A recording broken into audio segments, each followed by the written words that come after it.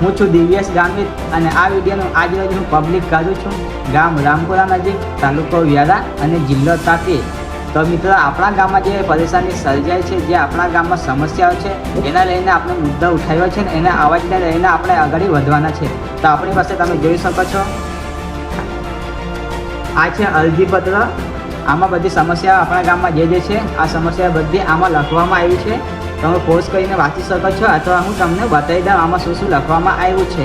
તો મિત્રો, આમાં લખવામાં આવ્યું છે પ્રતિ તલાટી મંત્રી શ્રી રામપુરા ભેડકુવા જૂથ ગ્રામ પંચાયત, તાલુકો વ્યારા, જિલ્લો તાપી। વિષય: ગામની વિવિધ સમસ્યાઓના નિવારણ અંગે અરજી। માનનીય મહોદય, અમે નીચે સહી કરનાર રામપુરા નજીક ગામના રહેવાસીઓ આપને નમ્રતાપૂર્વક જાણ કરીએ છીએ કે અમારા ગામમાં ઘણા સમયથી અનેક મૂળભૂત સુવિધાઓનો અભાવ છે, જેના કારણે ગામના લોકોનું દૈનિક જીવન ખૂબ જ પ્રભાવિત થઈ રહ્યું છે। આ અંગે આપશ્રીનું ધ્યાન દોરવા તથા તાત્કાલિક કાર્યવાહી કરવા માટે નીચે મુજબ સમસ્યાઓ રજૂ કરીએ છીએ। નંબર 1, ગામમાં પીવાનું પાણીની અછત છે તથા નળમાં નિયમિત પાણી મળતું નથી। નંબર 2, ગામના રસ્તાઓ ખાડાવાળા અને કાચા હોવાથી ખાસ કરીને વરસાદ દરમિયાન ભારે મુશ્કેલી પડે છે। નંબર 3, ગામમાં ગંદકી વધી રહી છે અને ગટર બ્લોક થવાને કારણે દુર્ગંધ ફેલાય છે। નંબર 4, ગામમાં સ્ટ્રીટ લાઇટની પૂરતી સુવિધા ઉપલબ્ધ નથી।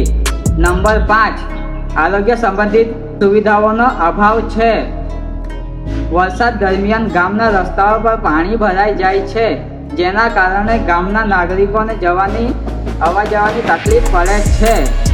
નંબર 6, ફેક્ટરી અને કચરાના કારણે હવા તથા પાણી પ્રદૂષિત થઈ રહ્યું છે। નંબર 7, ગામથી શહેર તરફ જતા માર્ગ પર ગેરકાયદેસર દબાણ। અને બીજું, પશુપાલકો માટે ડેરીની યોગ્ય સુવિધા ઉપલબ્ધ નથી। અને બીજું, બાળકો માટે બાળ મંદિરની વ્યવસ્થા ઉપલબ્ધ નથી। ત્યારબાદ યુવાનો માટે લાઇબ્રેરી તથા પંચાયત ભવનની સુવિધાનો અભાવ છે। બીજું, સરકારી યોજનાઓનો લાભ ગામ સુધી યોગ્ય રીતે પહોંચતો નથી। બીજું, બંધ તૂટી જવાના કારણે તળાવમાં પાણી માત્ર ચોમાસા દરમિયાન જ રહે છે। બીજું, જૂથ ગ્રામ પંચાયત હોવાના કારણે તમામ સુવિધાઓ ગામના દરેક નાગરિકો સુધી સમાન રીતે પહોંચતી નથી। આપશ્રીને વિનંતી છે કે ઉપરોક્ત તમામ સમસ્યાનો અંગે તાત્કાલિક સર્વે કરીને તેના નિવારણ માટે યોગ્ય કાર્યવાહી હાથ ધરશો અને આ કામગીરી કઈ સમય મર્યાદા પૂર્ણ કરવામાં આવશે તેની લેખિત માહિતી આપશો। જો યોગ્ય સમય મર્યાદામાં કાર્યવાહી ન થાય તો અમે ગામના નાગરિકો મળીને આગળના યોગ્ય પગલાં લેવા માટે મજબૂર। આપનું વિશ્વાસી રામપુરા ગામના રહેવાસીઓ। અને આ જે અરજી છે આ આપણે તલાટીશ્રીને આપણા ગામવાસીઓ થકી તમામ સો આપણે આપવા જવાનું છે। તો ઉપરથી કાર્યવાહી થશે। તો આના માટે આપણે આ અરજીપત્ર તો છે જ આપણી પાસે, અને આ 2-3 કોરા કાગળો પણ છે જે આપણે ગામના રહેવાસીઓ છે એ તમામ લોકોને આપણે આના પર સહી કરવા જવાના છે। તો ચાલો જઈએ, આપણે પહેલી સહી તો આના કાગળ પર હું કરીશ અને આખા ગામની અંદરમાં આપણે બધાને અહીંયા આમાં સહી લેવાના છે। એટલે આપણે અત્યારે આપણા ગામમાં જઈએ અને આ કાગળ પછાડી આપણે તમામ ગ્રામવાસીઓને આપણે સિગ્નેચર નામ સહિત લખાણ કરી લઈએ આપણે, તે કે પ્રૂફ તરીકે આપણને આ બતાવવા કામ આવશે। તો અત્યારે જઈએ ગામમાં અને ફળિયામાં તમામ લોકો પાસે આપણે સિગ્નેચર કરાવીએ। આપણે જોઈએ આપણા સપોર્ટમાં કોણ છે, આપણા જ ગ્રામવાસીઓ પાસે આપણે સહી કરવા નીકળીએ। આપણને કોણ સપોર્ટ કરે છે તે પણ આપણને આજે ખબર પડી જશે। કોણ ગામના વિકાસ માટે લડે છે, કોણ અવાજ ઉઠાવે છે અને કોણ સાથ આપે છે। પહેલાં તો ખુદ અહીંયા આ કાગળ પર હું સહી કરીશ અને તમામ ગામવાસીઓને હું અહીંયા સિગ્નેચર લેવા જવાના છે। આજે રવિવાર છે તો બધા આજે લોકો ઘરે છે, એના લીધે પૂરતો આપણને ટાઈમ પણ મળશે અને લોકો પણ આપણને મળશે। જે ગદ્દાર હશે તે સહી ના કરશે અને જે ગામના સપોર્ટમાં હશે, જેને ગામની ચિંતા હશે, જેને પાણી જોઈતું હોય, કે જેને સારા રસ્તા જોઈતા હોય, જેને આરોગ્ય કેન્દ્ર અને ડેરી અને આવાસ યોજના બધું જોઈતું હોય, તે માટે લોકો સાથ આપશે। તો આ કાગળને આપણે અત્યારે રજૂઆત કરવા જઈ રહ્યા છીએ। ઠીક છે, આને આપણે આખા ગામની અંદરમાં સિગ્નેચર કરાવી લઈએ અને તલાટી શ્રી જે દિવસે આપણા ગ્રામના પંચાયત પર આવશે તે દિવસે તમામ ગ્રામવાસીઓ જઈને આ આવેદનપત્રને આપણે આપીશું અને લીગલ કાર્યવાહીની નોટિસ આપણે જારી કરશું. અને જો આપણને આ સમસ્યાનો ઉકેલ તલાટી પાસેથી ના મળે તો આપણે આપણે કલેક્ટર સાહેબ પાસે બી ઓનલાઈન અરજી દાખલ કરીશું. પણ આપણે ગામના વિકાસ માટે કંઈ ને કંઈ કરીશું.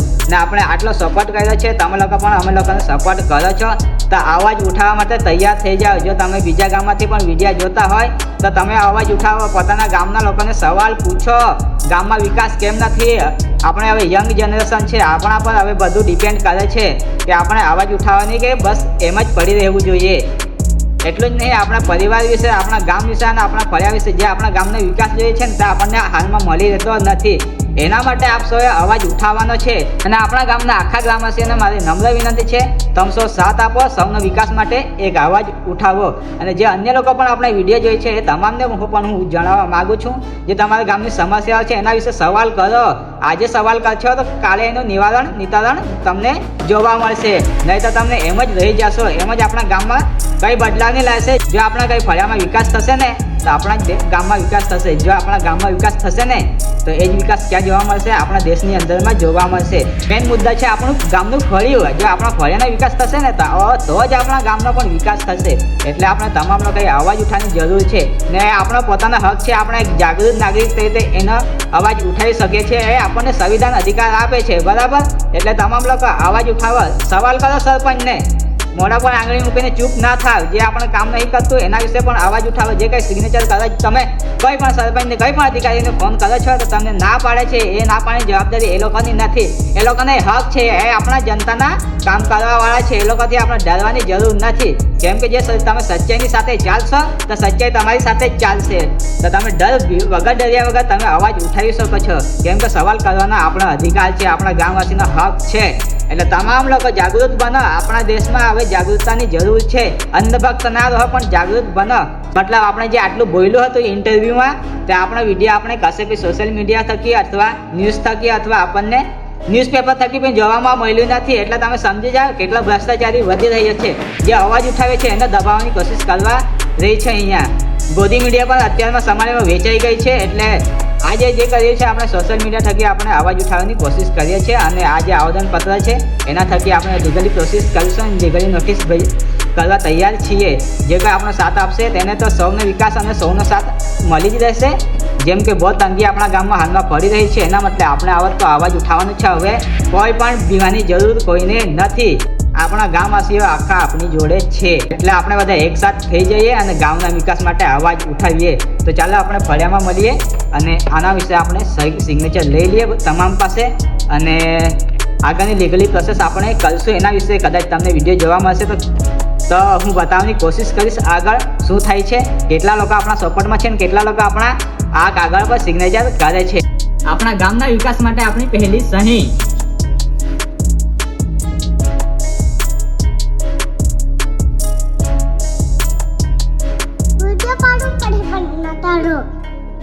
તો ફાઇનલી મિત્રો આપણે આખા ફળિયામાં ફરીને આ જોઈ શકો છો. આખા ફળિયાની લોકોની આપણે સહી કરાવી લીધી છે. આવા તાપમાં આપણે ચાલતા જ ગયા હતા અને આખા ફળિયામાં ચાલતા આપણે જઈને સહી કરાવી છે. એટલે બહુ આભાર માનું છે આપણા ફળિયાના લોકોને કે બધા સપોર્ટ કરે છે ગામના વિકાસ માટે. આ જોઈ શકો છો આખું પેજ ભરાઈ ગયું છે અને બીજું પેજ પણ થોડુંક ભરાઈ ગયું છે. તો ગામના તમામ લોકોએ તમામ ફળિયાના લોકોએ આપણને સપોર્ટ કર્યો છે. એના માટે ખૂબ ખૂબ આપ સૌનો આભાર માનીએ છીએ અમે કે ગામના સપોર્ટ માટે તમે પણ ઊભા છો અને સપોર્ટ કરો છો.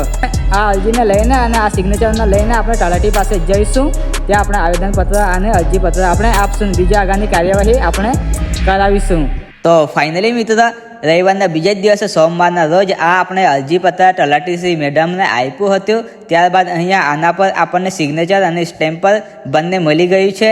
અને તલાટી મેડમને પણ એક અઠવાડિયાનો અમને ટાઈમ આપ્યો છે. જો અમારા ગામની તમામ સમસ્યા છે તેનું નિરીક્ષણ કરશે, ત્યારબાદ અમને ઉકેલ મળશે. તો આપ સૌનો સહકાર આપવા બદલ ખૂબ ખૂબ આભાર માનીએ છીએ. અને જે વડીલો છે જે સાથ આપે છે ગ્રામવાસીઓ એના પણ ખૂબ ખૂબ આભાર માનીએ છીએ.